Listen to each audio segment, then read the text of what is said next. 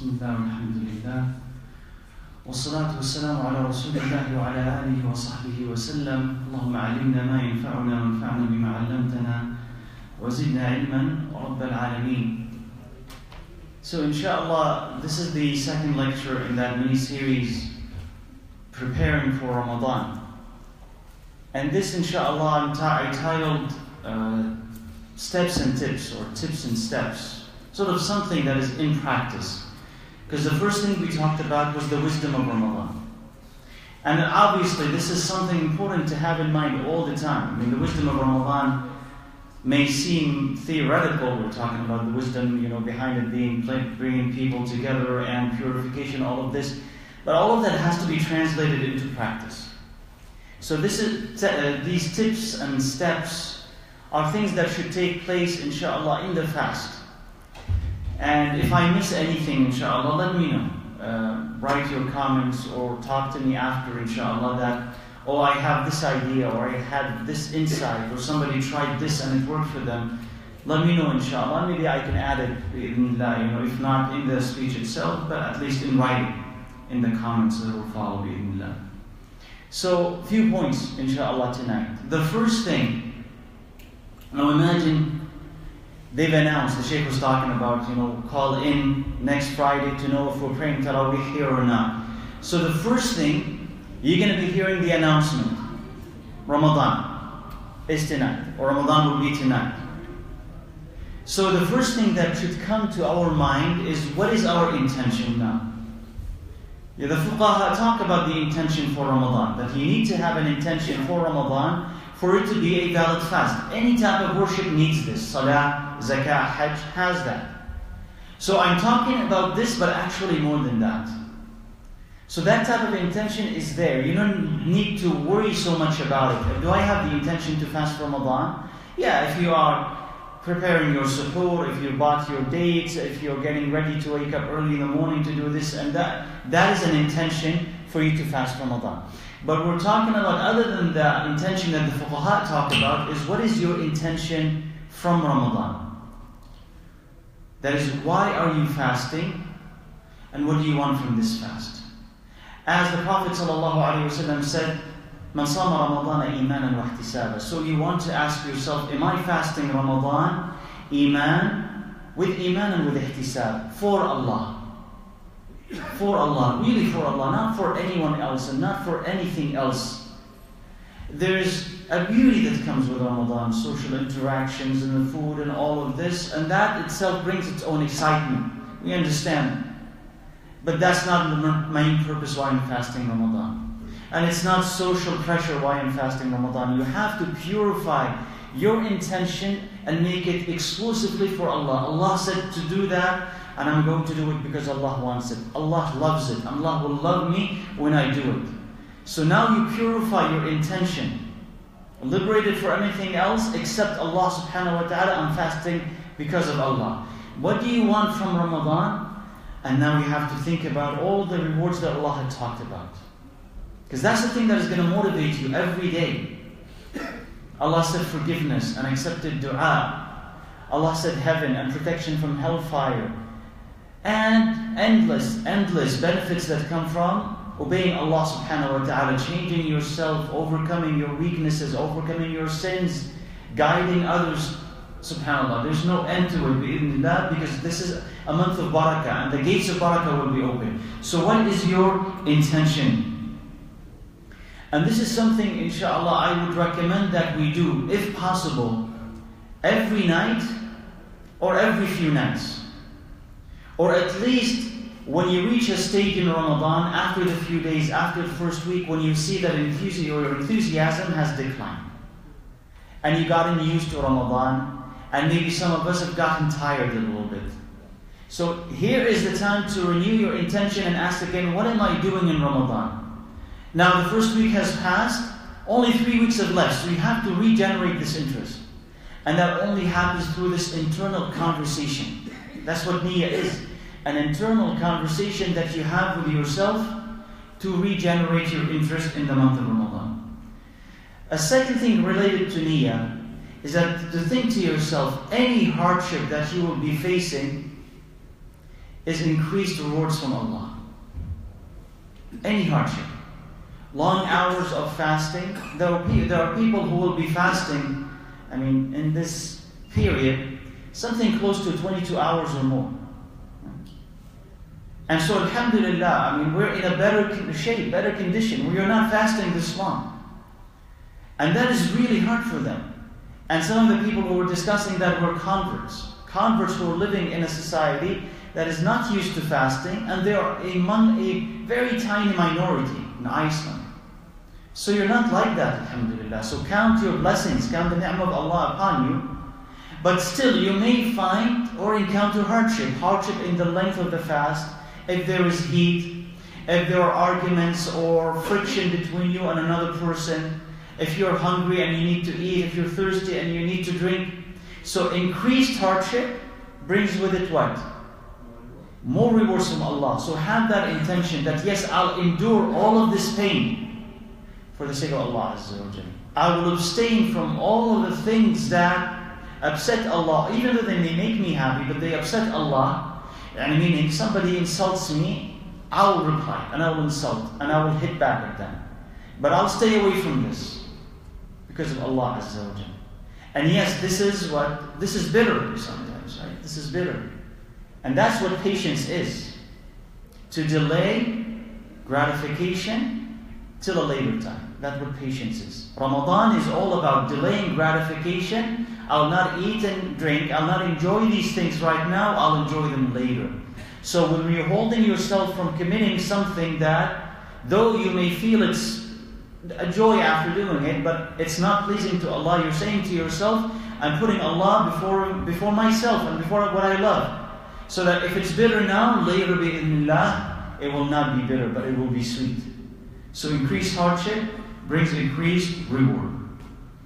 And another or a third way to think about Ramadan, or a niyyah connected to Ramadan that will make it easier. This may resonate more with people who are familiar with yoga and retreats and spiritual retreats and all of this. You go on these things, right, to experience something different. And when you go on these things, you let go.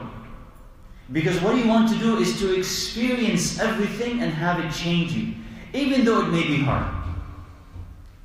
In these places there will be no TV, no other types of entertainment. There will be some manual labor. You will be sitting and contemplating and meditating for hours and hours. But why are you enduring all of this? Because you want to gain all the benefit that comes from that type of meditation.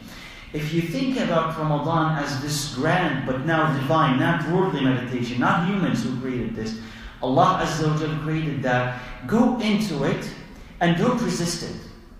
Don't fight with it. Don't fight with people in Ramadan, but allow Ramadan to wash over you and change you completely. Right? So imagine if it helps. For some people it'll be more helpful than others. Imagine yourself in that retreat, and then allow the entire experience of Ramadan to change you. When you think about it in those terms, you may actually acquire more peace because you're observing everything as part of that experience.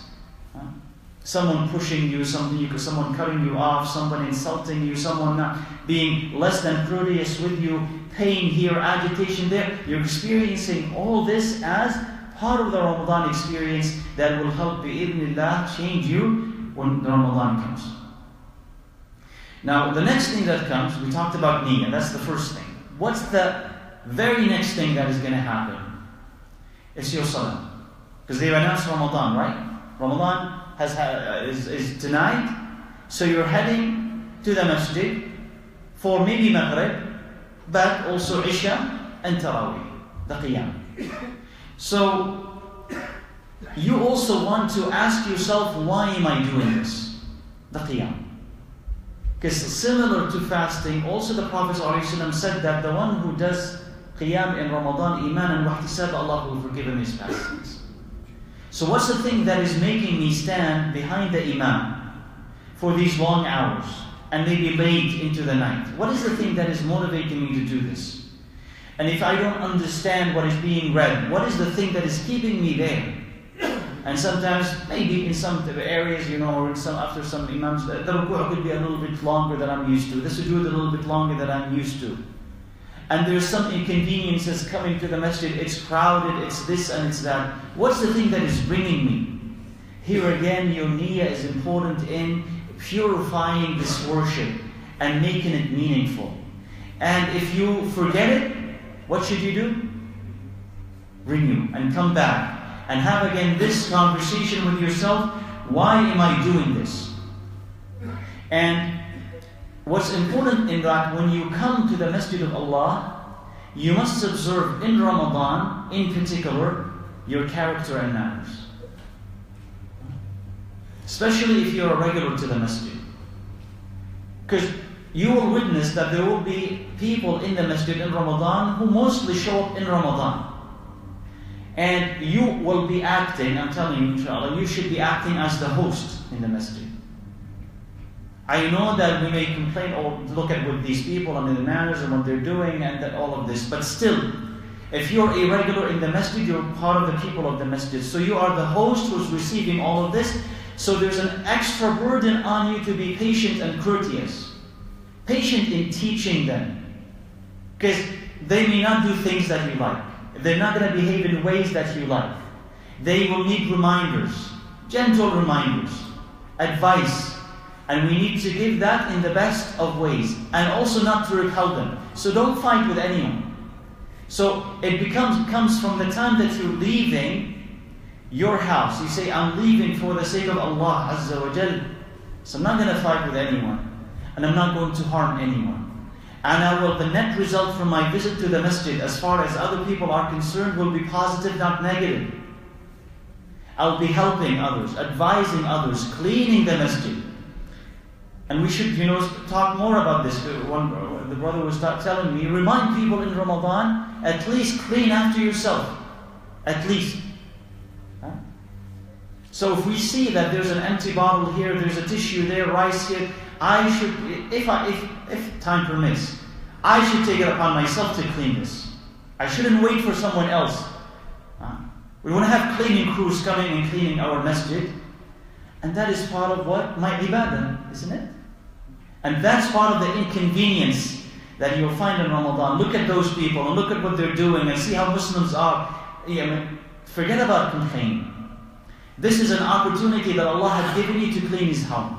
Yes, we want everybody to be respectful of the house of Allah, but if it's not happening, or it takes time for it to happen, I'm not just going to complain about it, I'm going to go and fix it. And if somebody is rude to me, right? Whether they are monitoring the parking or organizing the flow inside the masjid, if they are rude to me, I'm not going to be rude back. I'm not going to fight with them. That's what the Prophet ﷺ said. If somebody insults you, if somebody is unkind to you, what do you say? Inni sa'im. You don't fight with them. You let it go. You let it be. Because as important that you have a good experience when you come to the masjid, it's important for them to also have good experience when they come to the masjid. And if they're only coming to the masjid in Ramadan, you don't want them to go back and say, I went to the masjid and somebody yelled at me. Those are the masjids. Those are the people in the masjid. The shaitan, of course, will capitalize on this and tell them, don't go back. That's not your place. No, you want to show them that this is your place. And that with some patience, some persistence, they will become one of you. Meaning one of the people who constantly come to the masjid and the halaqah and they study Islam and they care about the house of Allah Azza wa Jal. But for that transformation to happen, you are needed. And your akhlaq, your manners are needed. And your patience is needed. When we are in Taraweeh, as we said in the khutbah, this is your chance to listen to the Quran and to absorb its lessons. Because here you're standing behind the Imam and you have nothing else to do. Like you are forced. I know you're coming by choice, but still you're forced to listen to the Quran. And for your heart to react to it, and your mind to react to it, and even your body to react to it. So, alhamdulillah, you have to take advantage of that. And you may say to yourself, and you may ask, well, I don't understand what is being recited. What do I do? Or even some people who understand Arabic, they may say, I don't understand, all the things that I'm hearing, all the things I'm listening to. If you don't and you feel disconnected, inshallah there's a way to overcome this. If you know Arabic, obviously there are plenty of books. Mukhtasar, right? Tafsir, summarized tafsir. And you can read this before you come to the masjid. Or at least go through it, flip through it. So you know that the imam is going to read, and you should consult the imam in your masjid. What are you going to be reading every night? He'll tell you, these number of pages, these number of juz. So you know previously what the imam is going to be reading. So you're reading the tafsir before you come to the masjid. You know the tafsir of the entire juz, or half of that juz. If you don't understand Arabic, you're reading the translation. You're reading the translation. And if you know some Arabic, like you can read the letters, and you can make out what this word is. And if you get a hold of a copy of a book, Quran word by word, right? The meaning of the Quran word by word. So the Arabic word next to the English word. And go through some of it. And now you know that Nur is light, Dhulumat is darknesses, Shams is sun, Qamar is moon, etc., etc. Now when you're listening to the Imam, you'll capture some of these ayat. You'll remember, oh, that's this ayah. This is talking about this is talking about that. And if you do more of this, inshallah, you'll be able to listen to more of the Quran and understand more of it by the end of the month. For those people that find that tafsir is too many pages, they are synopsis. Just of the recitation, they say to cover one juz. It is a page and have everything to say. The recitation will cover this section. So I have a copy of it, so I have to find it. Khair, inshallah. I can try and put it on the computer and I'll send you a copy. Jazakallah khair. I'll try to find it first. Barakallah khair, Jazakallah khair. We prepared South Africa for what part of the research. Yeah. In the 50s, eh? Yeah. Synopsis. It's an occasion I have. Here's an idea what the station is going to be about. Wonderful idea. So he says that, like, if reading the entire tafsir or the entire translation, right, you don't have the time for it. Well, brother is saying that there are resources and materials where you will have synopsis of the juz or the synopsis of the chapter. At least you'll read this. And you'll have an idea of the lessons and what Allah is saying in that chapter. So when you're coming ready, inshallah. And you're ready to listen and absorb the lessons that Allah Azza wa Jal has for you in that night. So this is a Taraweeh. And if you make this a daily routine for yourself, for your children, for your family, you will see that your attachment to the Quran and benefit from it will increase. And your love for it will increase, inshallah. So we talked about akhlaq, so I'm not going to repeat this, but akhlaq, of course, are not limited to when we are in the masjid, but also when you leave the masjid, when you're driving, right? When you're at work, in school. Like in Ramadan, you should feel that there is more serenity surrounding everything else that you're doing. And if not, try it. Try to slow down a little bit. Slow down when you're driving. Right? Slow down so that you can control your temper, control your manners, so that your environment is not the one who's controlling you, but you're controlling your surroundings. So wherever you may be, try to control your manners and improve them, and feel that peace that the fasting brings on you. The shaitan wants the opposite. So we're still at night. So you finished your Taraweeh, you finished your Qiyam, you're coming back home, you may sleep. Now the next thing that comes is the meal of suhoor. The meal of suhoor. And this meal, the Prophet ﷺ says, تَسَحَّرُوا فَإِنَّ فِي السُّحُورِ بَرَكَةً. It says, eat the meal of suhoor, because indeed in that meal there is barakah. So part of your sunnah, part of your fasting, part of the discipline, part of the benefit is for you to eat this. Now some people, what they do is that they come home late and maybe they sleep and they miss that entire meal, or maybe they eat at 1 o'clock, 2 o'clock and they sleep. That's not suhoor. Suhoor, for it to be suhoor and for it to be according to the sunnah, you need to eat before Fajr. So like the time between the suhoor of the Sahaba and Fajr prayer was about 50 ayahs, they say. So some of the ulama have said that's 10 minutes to 15 minutes. See how close it is to Fajr? 10 to 15 minutes, that's the meal. And ta'khir al-suhoor, delaying suhoor, is one mark that the Muslims are still following the sunnah and that there is still good left in them, according to the hadith. And it distinguishes, also according to the Prophet ﷺ, between our fasting and the fasting of the people of the book. So, it is sunnah and it is good to eat that meal. If you want barakah in your fast, that's the first step. That's the first step. Tasahharu. So what should you eat? Maybe somebody says, well, I don't eat a lot. I don't feel like eating. The Prophet ﷺ says, Ni'ma suhoor al-mu'mini tam. Of the best suhoor that the mu'min can have is dates. So it's enough for you to take a few dates, a few sips of water, and this is your suhoor. That's it, that's enough. If you want to eat more, you can eat more. But if you don't feel like eating anything else, 1 day, 2 dates, sip of water, this is it. Now you've complied with the Prophet ﷺ and his sunnah, and you've gained that barakah. And now you're going to start your fast. Whenever possible, bi'idhnillah, start your day with Fajr in congregation, in the Jama'ah.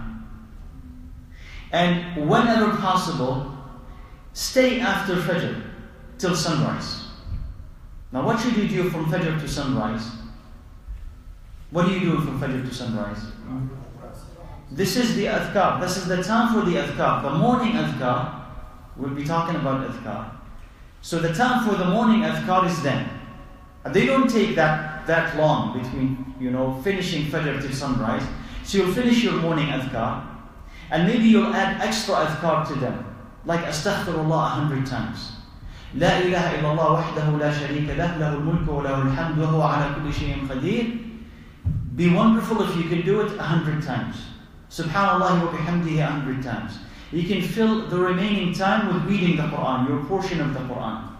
And then when you finish, and it's sunrise, and you take about 10 minutes after sunrise, you pray 2 rak'ahs.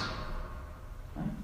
And the Prophet, according to the hadith that he said, that some of our ilm said that is sahih, the Prophet ﷺ, he says that he will get the reward of a hajjah. Right? That as if he had actually made hajj. And that is a great thing to do. And it sets the stage for the rest of the day. That I started with Fajr in congregation, sat down, made my adhkar, read the Quran, made my dua during that day, and now I'm ready to begin, inshallah. Yeah, you wanted to say. Many years ago, brother told me that Salat, Isha, the first 2 rak'ahs to get the best Umrah, you need to get another 2, allowing everything for the rest of the day. So 2 and 2. Is this for Isha, I'm sorry, or for Ishraq, that's one of Fajr. Oh, Ishraq, yes.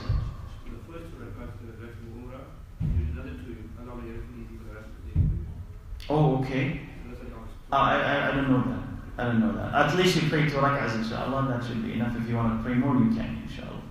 So you start this way. You said Fajr in congregation, then you stay till sunrise, and you pray 2 rak'ahs, then you started, inshallah, in the right way.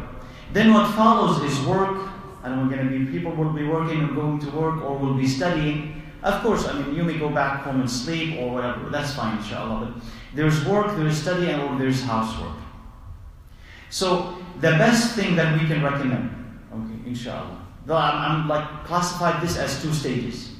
The first stage is that if you can, the highest stage, if you can, make this for Allah. Yeah, make the following 8, 9 hours of work, or a few hours of study, or hours of housework. Redirect your intention so that this would be for the sake of Allah Azza wa Jalla. How is that so? I'm working to support my family because Allah loves it. I'm studying because I want to do with it that pleases Allah. I'm doing this housework to help my family, to feed my family, because this is something that Allah loves. So this means that whatever you're doing throughout this day counts also as ibadah. So the thing that may not have counted as ibadah before because we didn't pay attention to our intention, now can count as ibadah. And it may be easier because we're feeling Ramadan. We're feeling the atmosphere of ibadah. And we're trying to inject more of it into our days and nights. So maybe it is easier now to start altering our intention and making these things ibadah for the sake of Allah Azza wa Jalla. Now, if we can't do this, at least the minimum should be during my work, during my study, during my housework, I'm not causing any harm or making any sin. So at least I'm not committing any sin with it. I'm doing my work, but I'm not sinning. I'm not harming anyone. I'm studying, but I'm not harming anyone. I'm not committing any haram during this housework. I'm not committing any haram, no gossip, no backbiting, no this, no that. I'm staying away from all the haram. That is the minimum that we want to maintain. But we can do much better, inshallah, when we make that particular act for Allah Azza wa Jalla. So see which one will work for you, but at least let's stick to the minimum. But of course, during that day, there are opportunities for us to also do other types of ibadah. Dhikr of Allah Azza wa Jalla, or reading the Quran, or helping others. You'll find gaps, right? As you're doing something, as you're doing your work, you can say Astaghfirullah, Alhamdulillah, La ilaha illallah, Wallahu Akbar. As you take a break, as you're driving from somewhere or to somewhere, you can listen to the Quran, you can listen to a lecture, you can listen to some adhkar, or say some adhkar. And whenever you find an opportunity to help others or spread good, take advantage of it. That's always ibadah. If you wake up anticipating that I want to find an opportunity to please Allah and you're looking for it, you are in fact in ibadah until you find it. So this is wonderful. If you're, subhanAllah, if you start your day right and your plan is I'm in ibadah from the beginning to the end, this is wonderful. This is wonderful. I'm staying away from haram from the beginning to the end. This would be wonderful. Alhamdulillah. So our work, our day, our daily activities become part of the ibadah that we are giving to Allah subhanahu wa ta'ala. Now dhikr of Allah Azza wa Jalla. Now dhikr of Allah is one of the greatest fuels that you can add, not only in Ramadan but outside of Ramadan, to give you energy to obey Allah and to stay away from haram and to bring life back to your heart, taqwa to your heart, love of Allah, fear of Allah. So here you want to take opportunities of set times for ibadah, and sometimes you will set a time for that particular ibadah. So what are the set times for this ibadah? You have, as we said, the morning ones, which happens after Fajr. And you have the one that happens between Asr and Maghrib. So before you break your fast, you want to sit down. Okay? Or if you're still working, let's say that some people are still working, that's fine, but take some time between Asr and Maghrib. 10 minutes, 15 minutes, whatever you can manage for you to say your adhkar. And add it to it whatever you can of Astaghfirullah, Subhanallah wa bihamdih, whatever you can. This will stabilize your iman and strengthen it. This will motivate you and this will improve your fasting. Also there is the adhkar that you'll say before you go to sleep. So you take the time also to say these adhkar. But also you can take some extra time to say these adhkar. Before the salah or after the salah. So salah, subhanAllah, Allah Azza wa Jalla has granted us these breaks into our day to take advantage of ibadah, to stay, to sort of break away from whatever we are doing, go to Allah and then come back. So you can take advantage of these 5 breaks in our day. Before the salah and after salah. Because after salah there are adhkar, right? There is adhkar after the salah and you can add some to them. And you can say to yourself, maybe someone's plan is to say La ilaha illallah wahdahu la sharika lah, lahul mulku wa lahul hamdu wa huwa ala kulli shay'in qadir 100 times. But maybe he says or she says, I don't have time in the morning to say this. What can you do?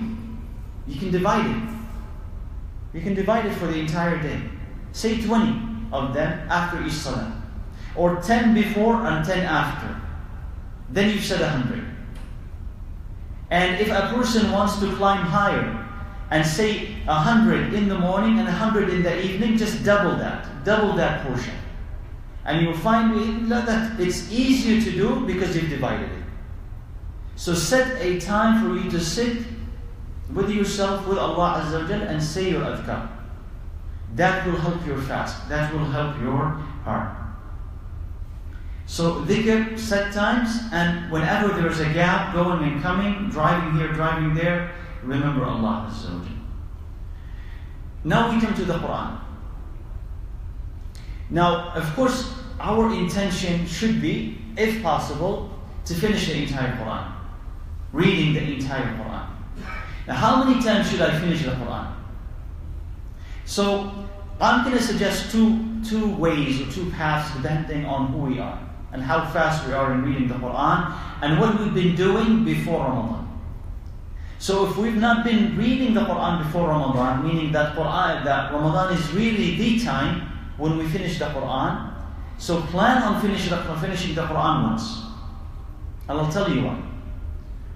But if I've been reading the Quran frequently before Ramadan, meaning I finish it every week, every month, when the month of Ramadan comes, take advantage of it and try to finish it as many times as you can. Why do I say this? Why there is a distinction between the two? Because this person who had finished the Quran frequently has the rest of the year to contemplate and to study and to benefit from the Quran. Because he's only or she's always, and he's always exposed to it. It's not only Ramadan. So when Ramadan comes, you want to take advantage of finishing as much of the Quran in it because you get rewards for that recitation, for the letters and the words and the surahs that you read. But if Ramadan is the only opportunity where we are close to the Quran, now what's important is not how many times I finish it, but what do I learn from it? Right? What do I learn from it? And what impact does it leave on me? Right? So if Ramadan is my only encounter with the Quran, I must make the best of it. And making the best of it means that I must understand it. Because it doesn't help if I repeat what I don't understand. If I repeat simply, and my intention, I want to finish one khatma, second khatma, third khatma, and I'm learning nothing from it, it doesn't bring a lot of benefit. It'll bring some benefit, inshallah. I'm not saying nothing. But it's not going to bring as much benefit. So, lack of understanding of the Quran and the application of the Quran is our greatest problem. So, for that we need to dedicate more time to understanding the Quran. I would say even if a person is unable to finish the entire Quran, but he or she say, I can finish half of the Quran with understanding and with extracting lessons from it, I'll say that's better than the entire Quran. So here what you have to have with you, inshallah, is if you understand Arabic and you can read Arabic, you have your mushaf, and next to you a summarized tafsir. التفسير الميسر المختصر في التفسير, and they have apps. I mean, if you don't have the actual book, there are apps, and you can consult those apps. So you'll read very quickly the meaning of all of these ayahs. Now you understand what Allah has said in this surah. If not Arabic, then you have your translation next to you. And it would be also wonderful if you have time and you have a summarized tafsir for you to consult some ayahs. Because some ayahs will stop you. Some ayahs you'll say, what does that really mean? Or this is really interesting. Or this answers a question that I think I had all this time. And you can jump to that tafsir and you can read what Allah is saying. That's what we want in Ramadan. For you to live the Quran and for the Quran to answer your problems and questions. So if you can do this, then Ramadan is great. Then Ramadan has taught us something. So choose which person you are and which person you would want to be and you can accomplish, and then decide for yourself. You're either going to be finishing as much of the Quran as possible in as many times, or you are going to focus on, let me understand what Allah is saying. Especially that when I'm standing behind the Imam and he's reading these ayahs, I'll also feel what he's reading. And I'll take it and I'll learn from it and share it with my family, share it with my friends, inshallah. The next point is about special projects and collaborations. And special projects here means something extra that you want to do, something extra that you want to start.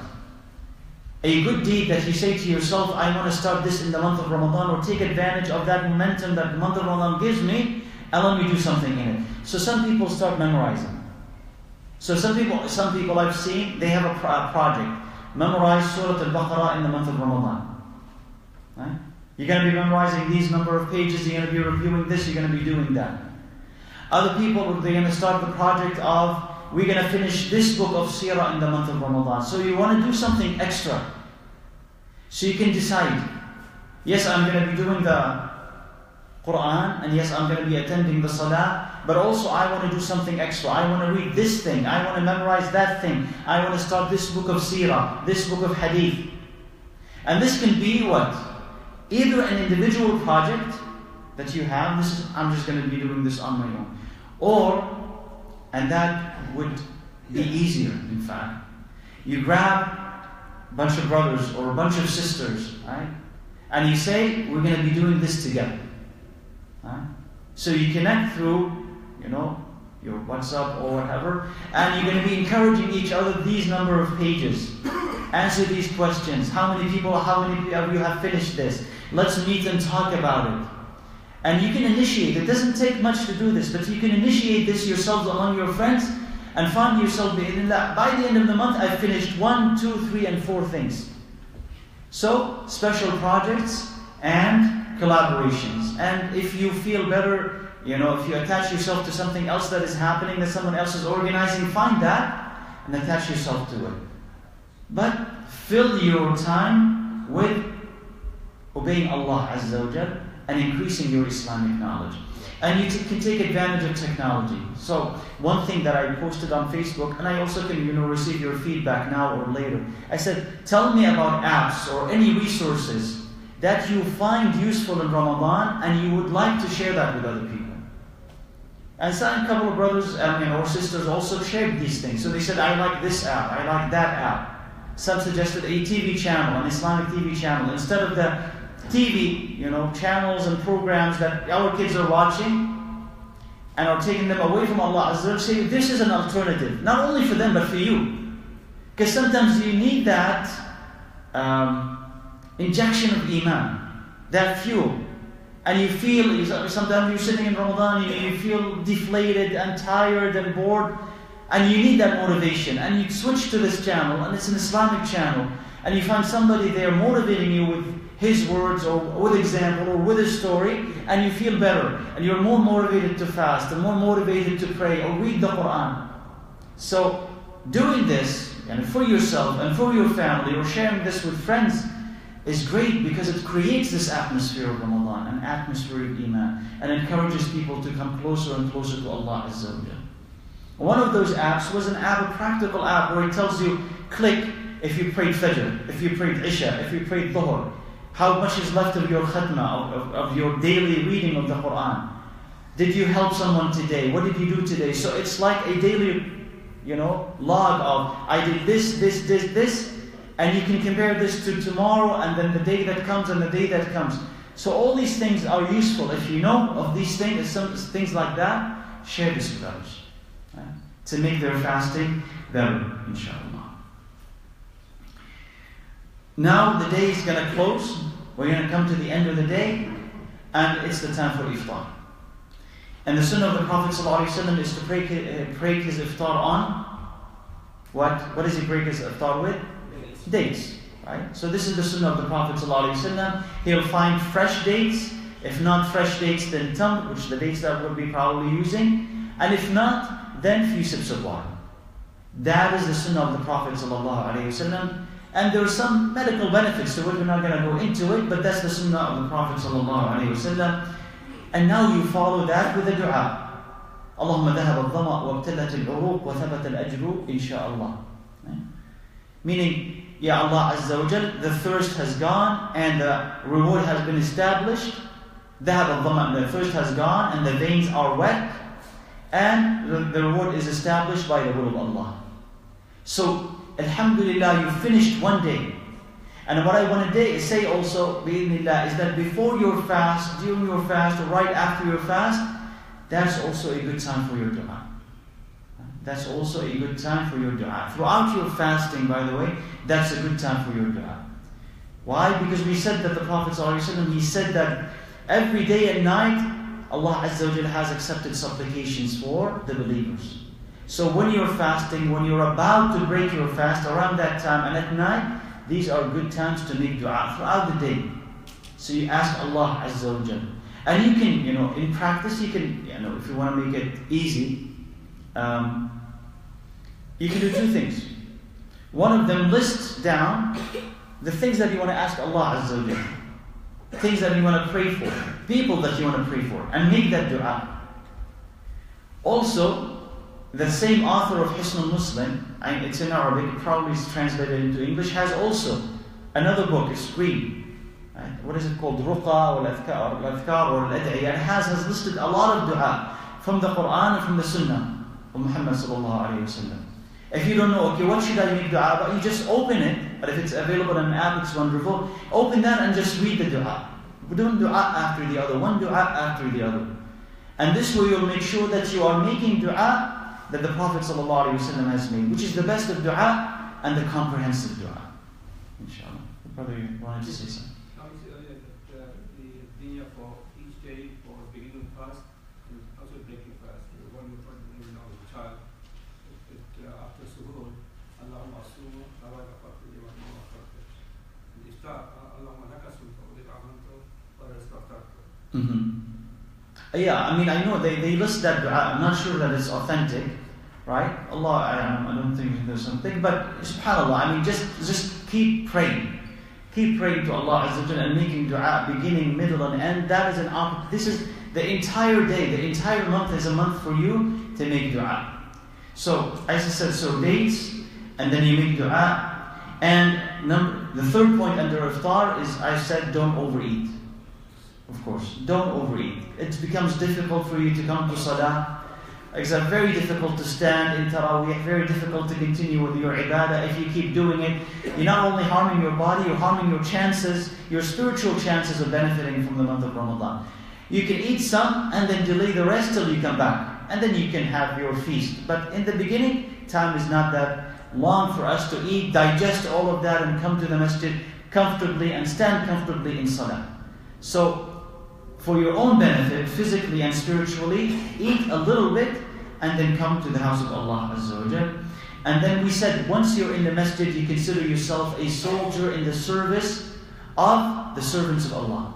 A soldier in the service of the house of Allah Azza wa Jal. Make it better, not worse. Make it better, not worse. In every single way. Clean it, take care of it. If there are others who need help, help them. If there's advice that needs to be given, let it be given in the best and kindest of ways. If there are reminders that the Imam or the Shaykh needs to make, remind the Shaykh, Imam, tell them to take care of this, tell them to take care of that, and be patient with people. You know, there's a lot of ignorance, so we need to be patient with that ignorance until it goes away. The point before the last, inshallah, is for the sisters in particular, and for the brothers who can convey this to the sisters, is that some of the sisters, part of the natural cycle that Allah Azza wa Jalla has created, they will not be able to pray or fast some of these days. What should they do? Right? Now, first of all, this is something that Allah Azza wa Jalla has written upon the daughters of Adam, as the Prophet ﷺ said in the hadith. This is nothing to be upset about or resent, or why did this happen? Allah has written this. So if Allah has written that, be content with it. This has to happen. So that's the first point. The second point, don't feel sorry that you have lost something. Some of the ulama have said that the hadith where the Prophet ﷺ, he says, إِذَا مَرِضَ الْعَبْدُ أَوْ سَافَرَ كَتَبَ اللَّهُ لَهُ مَا كَانَ يَعْمَلُ صَحِيحًا مُقِيمًا. He says, if the slave of Allah is sick or is traveling, Allah will write for him what he was doing when he was resident and healthy. Right? So if he, whatever reasons, for those two reasons, he is sick or she is sick, or they travel and they cannot do the ibadah that is regular to them, he said, sallallahu alayhi wa sallam, it will be counted as if they have done this ibadah. So they said that applies to the sister as well, right? Who cannot fast and who cannot pray. That applies to her as well. So Allah Azza wa Jalla is giving you your reward in full. So don't worry about it. Now, naturally, okay, I'm not fasting, I'm not praying, my iman may decrease if I'm not doing anything. So the remedy to this is what? To do something. Right? To do something. So, some of the athar from the Salaf, Wallahu A'lam, I'm not saying that this is a sunnah, but some of the athar of the Salaf was that when this happened to some of the sisters, they would take the time for the salah. When the time for Fajr comes, the time for Dhuhr comes, and they would sit down. And they will engage in dua and dhikr of Allah Azza wa Jal and reading of the Quran. And by the way, they can read the Quran. Huh? They can read the Quran. When they're menstruating. Right? Now, holding the Quran, there's a difference of opinion about it. There are some scholars who said they can hold the Quran. And some scholars, they said she can hold the Quran with a barrier. Like if there's a napkin or glove, she can hold it with it. You take this opinion or that opinion, it does not matter as much, because what I really want to focus on, she can read the Quran. She can read. So now you have an opportunity. You can follow this, okay, or you can follow a different pattern that you develop. So when the time for Fajr comes, right, what you can do is you sit down and you read the Quran, your portion of the Quran. You read your portion of the Quran and you do your adhkar. Same adhkar you're doing every day. You do your dua. And maybe even more because you have a little bit of extra time. And you stay till sunrise and a little bit longer. The same time that you would spend when you were praying. When the time for Dhuhr comes, you sit down and do the same thing. Asr comes, you just sit down and do the same thing. Maghrib, Isha, and so on. You can do that for all the salahs. If it's not very convenient for you, you can compensate with equal amount of time, but at a different time. Right? Doing it after Dhuhr, doing it after Asr, doing it at night, whatever. But here, you are injecting into your day an equal amount of ibadah, equal in time to the ibadah that you have missed with salah. And that will keep you closer to Allah Azza wa Jal. That will keep you closer to Allah Azza wa Jal. If you had a habit of coming to the masjid, and that motivates you and increases your iman, you're allowed to come to the masjid. Right? The sister is allowed to come to the masjid and listen to the Quran. And then listen to the dua at the end and say Ameen. She's not in salah, but she can witness all of this. And if this is going to increase your iman and makes that experience better, then inshallah, you can do this. And ultimately, if you feel that you want to do more, find other ways of doing more good. That inshallah is going to enrich people who are around you and make you feel even better about that time. So, but as I said, bi'idhnillah, you're not missing anything, but you need to inject more worship. It's not like, now I don't have to fast, I don't have to pray, and then I also don't have to bother about Ramadan. No, you're still in Ramadan. You're still in Ramadan. And you're still in that atmosphere. And you still have to practice patience and staying away from ghibah and gossip and backbiting and harming others and all of this haram that Allah Azza wa Jalla hates. You still have to stay away from it. And you don't want to lose that momentum, that iman that you have collected so far. So you need to increase your ibadah. And when you increase this ibadah, by the time your cycle is over, alhamdulillah, and you can come back, your iman bi'idhnillah will be strong, inshallah. The last thing, inshallah, is, and that was embedded in one of the things that I said before, try to, inshallah, keep yourself motivated. If you lose interest after some time, or as I said in the khutbah, it becomes monotonous. Oh, now I'm going to Taraweeh, came back from the Taraweeh, started fasting, finished fasting, went to work, came back to work. It's just a routine. You have to stop a little bit. Sometimes you need to break the pattern to appreciate. Sometimes you need to change the masjid to appreciate. Right? So break that pattern a little bit and then ask yourself, why am I fasting again? And for that motivation to be regenerated, you may need to listen to some lectures. Right? Read some books. Read again the hadith about fasting. Read the example or learn about the example of the Salaf in how they fasted. Somehow find inspiration so that you can come back to fasting re-energized. So find something or somewhere or somehow someone to keep you motivated. Because if you lose that motivation, you lose your interest in the month and in ibadah. So find somehow a way for you to keep and stay strong in worshipping Allah Azza wa Jalla. So this is what I had, inshallah, for tonight. So I think we're praying at 10:15, right? Inshallah. So, a few minutes. If you want to add something to all the things I said, things that you have tried, benefited from, have helped you personally, let me know, inshallah. Or questions. If you have questions, that's fine. No. The book of dua you mentioned, would you be able to post it on your Facebook? If I find the book of dua in Arabic, inshallah, I'll post it. I'll look for it. And is it fine if it's in Arabic? Yeah, that's fine. Okay, inshallah. So if I find it in Arabic, I'll post it, inshallah. It's the same size as Husnul Muslim, the same author, but it's just a green cover. I'm sorry? You have it in the bookstore, right? It's a small book. Yes, small. Yeah. So I think they may have it in the bookstore, inshallah. Yeah. Tafadhal. Your Facebook is very useful, so I would suggest to make a resource section so you recommend all that, because there's a lot of stuff, books, and you don't know which one is, So if you can make, basic books like learning Arabic or learning Arabic grammar or some small books of tafsir or those mukhtasar, ones. If you can make a section, you can post, useful apps or resources or something like that. It would be very useful. Okay, inshallah. So we're suggesting a section like somehow in Facebook where you'll be listing the resources. Yeah, inshallah. Okay, I will have to find out how. If you can, I don't think in Facebook you have something permanent somewhere, but the post should be. Or post, Oh yeah, inshallah. I'll try to collect. You got useful app, just. Yes, inshallah. Inshallah. I'll try at least for Ramadan, inshallah. If I receive a lot of your suggestions, I'll compile them all in one post and I'll put them, inshallah, in one post.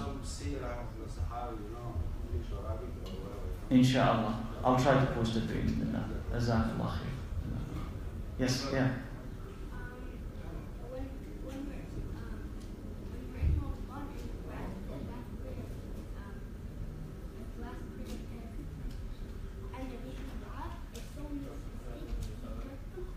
Someone makes mistake in the dua. Okay, like what mistake would they make in the dua? Any mistake? It depends on the mistake, right? Because if they, let's say, forgot something from that dua and it doesn't affect the meaning, you don't have to correct them, right? If they forgot a portion of that dua, it's not necessary that they keep to the entire form of that dua, so it's not like the Quran. Right?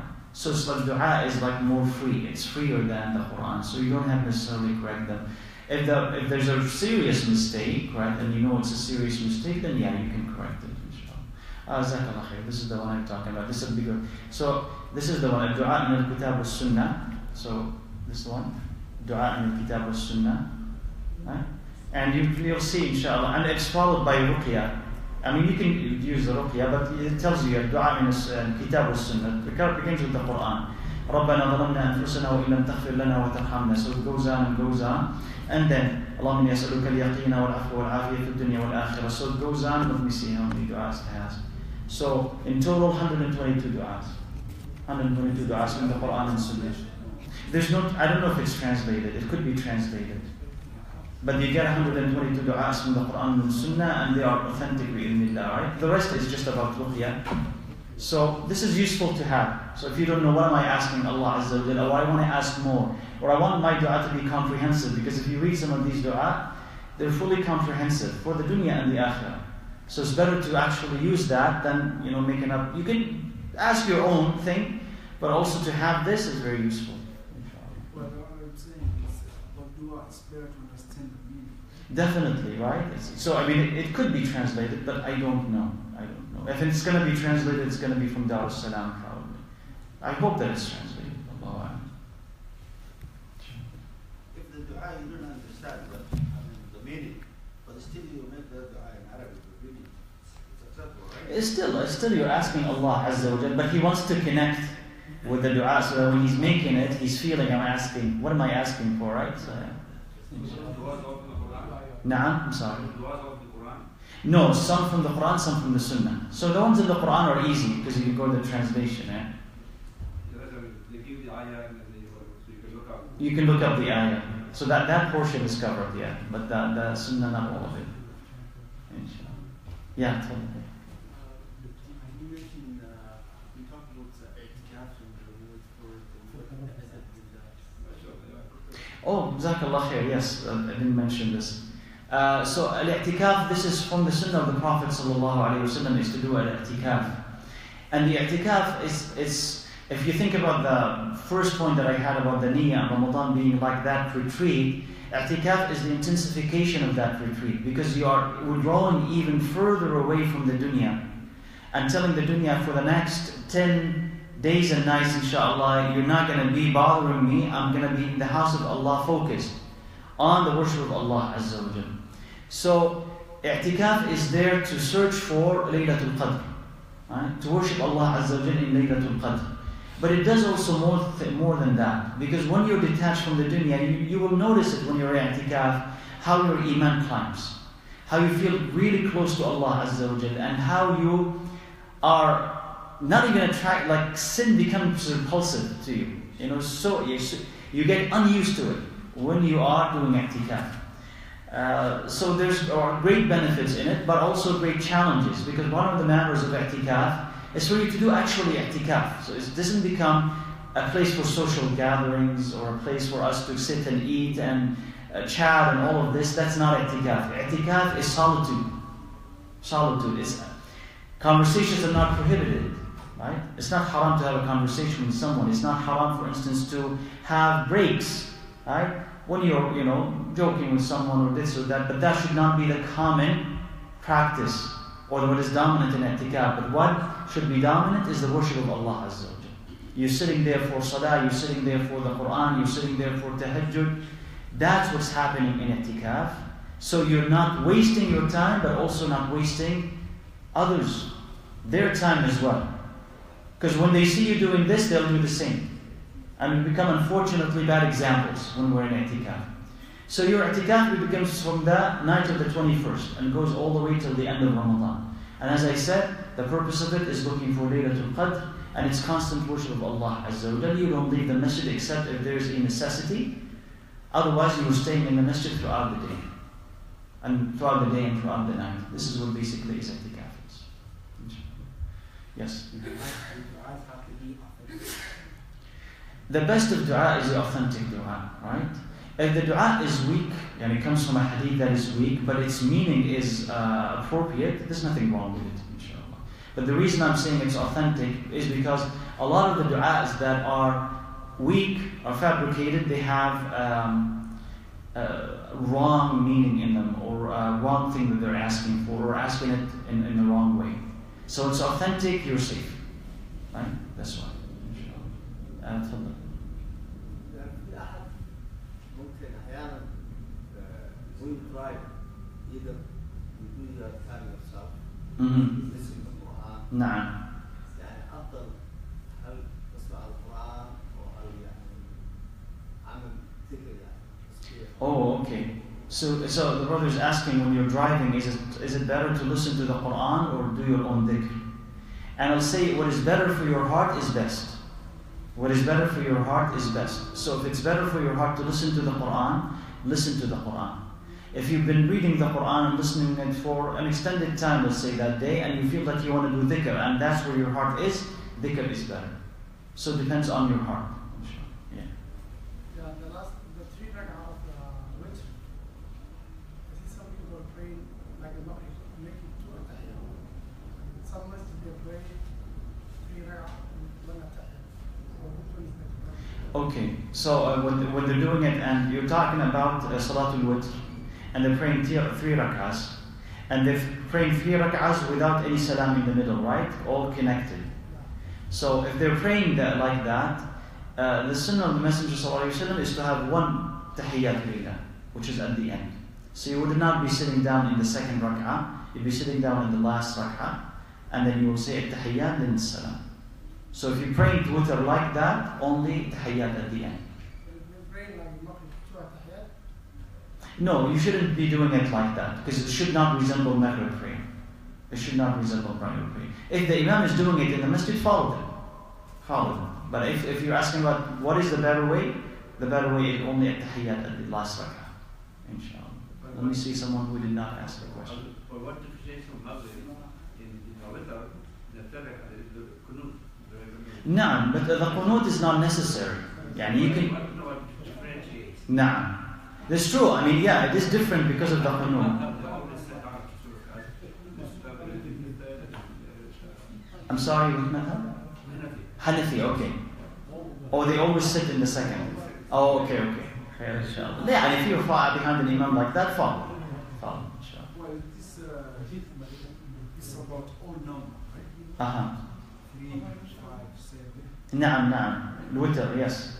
Yeah, witr is odd, yes. Is it possible to pray one? You can pray one. You can pray witr as 1. You can pray witr as 3. You can pray witr as 5. You can pray witr like that, inshallah. So you can wake up in the night and then pray this one? You can. You can pray 1 rak'ah if you cannot at night. Yeah, that's the least number of rak'ahs for witr. 1 rak'ah. Inshallah. So the last one, inshallah. Last question. Sheikh, are there du'as that you cannot recite while you're in sujood? Okay, so the question, are there I've any... heard some people say the du'as mentioned in the Quran. Okay, good You cannot question. recite them Good while question. you're in sujood, but you can recite within the prayer anytime. Okay, good question. So he's saying, are there du'as that you cannot recite in the sujood? Because he has heard that if the du'a is in the Quran, that you cannot say it in the sujood. Now, yes, on one hand, you're not supposed to read Quran in ruku' and sujood. Right? That's prohibited. But on the other hand, when you're saying that du'a, your intention is not Quran. Your intention is what? Du'a. So it's allowed. So in ruku' and in sujood, if there's a du'a in the Quran and you want to say it in your sujood, you can say it. La haraj. No problem with that. Inshallah. طيب. جزاكم الله خيرا.